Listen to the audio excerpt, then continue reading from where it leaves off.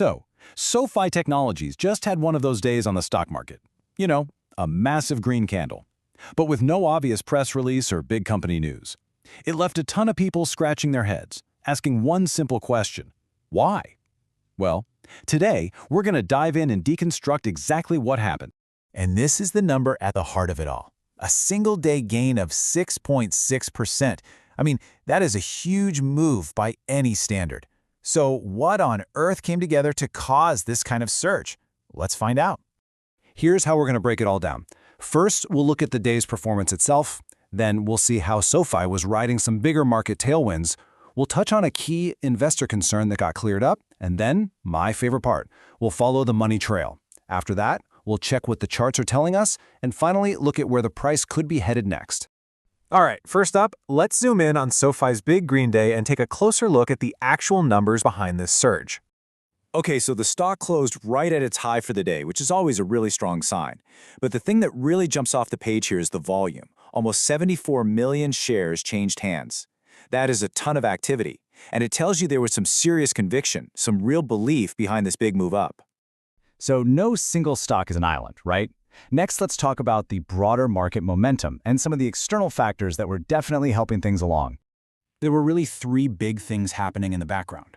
First, the market already had some nice positive momentum carrying over from the week before. Second, you had a good market reaction to some developments with Venezuelan oil. And third, the huge CES tech conference was kicking off. Now, historically, that event creates a lot of buzz and tends to give a nice boost to the whole tech and fintech sector. SoFi was just perfectly positioned to catch and ride this wave of good vibes. Okay, now let's switch gears from the big picture to something very specific to SoFi, clearing up some fears about dilution that were floating around. You see, this question came from an offering announced back in December. It gave the underwriters a 30-day window to buy an extra 8.1 million shares. Well, that 30-day window just closed. So the big question on everyone's mind was, did they do it? Did that dilution actually happen? Well, first off, it's pretty safe to assume the underwriters did not exercise that option, mainly because SoFi was trading below the offering price for most of that time. But honestly, even if they had, just look at this comparison. 8.1 million shares sounds like a lot until you put it next to the 1.26 billion shares that are out there. And that's really the key takeaway here. It's a perfect illustration. Whether those shares were issued or not, the potential impact was, as the analysis puts it, just a drop in the bucket. It was never going to be a big enough deal to really move the needle. So getting that worry off the table might have just unleashed some pent-up buying pressure. Okay, this is where it gets really interesting. Forget the speculation. Let's follow the actual money trail and see exactly where the capital was flowing on this big day. First up, let's check in on the short sellers. You know, the folks betting the stock will go down. On this day, they returned over 250,000 shares. This means some of the bears were closing out their bets, which takes away that downward pressure and can actually add fuel to the fire on the way up. Now check this out. The options market gives us this incredible window into what traders are thinking. A staggering $90 million was spent on bullish call options, bets that the stock will go up. Compare that to just $15 million on bearish puts. I mean, that is a wildly lopsided number, and it signals overwhelming optimism that this rally has legs. And here is probably the single most important clue. Just look at these institutional or big money transactions. We're talking massive buys, one for $118 million, another for $29 million, another for $14 million.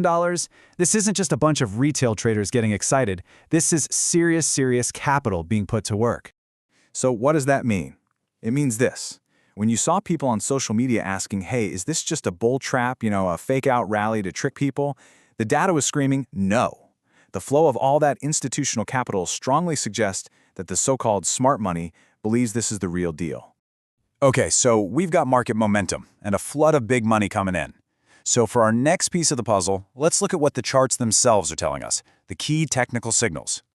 For a stock like SoFi, a really big deal is its 50-day moving average. Think of it like a key battle line. And on this day, the stock didn't just cross it, it powerfully broke right through it. Now for traders, the 2-day rule kicks in. To really confirm this is a new uptrend, the stock has to stay above that level for a second day in a row. That makes the very next trading session absolutely critical.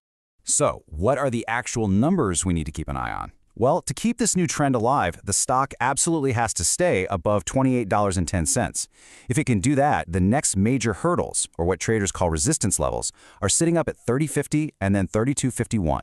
Think of these as the signposts on the road ahead. All right, let's pull it all together now. With all this evidence piled up, what does the path to $32 look like? Let's take a look at some of the short-term forecasts. So based on all the analysis, here's how things are shaping up. The bulls, the optimists, are looking for a push to that 30 to 350 resistance level this week. The bears, on the other hand, need to shove the price back below 28 bucks to get control back. And then you have one specific technical model, the Elliott wave analysis, which looks for patterns in market psychology, and it's pointing to a potential move even higher, into the 30.44 to 31.90 range. So there you have it, the story of SoFi's big surge. It wasn't just one thing, was it?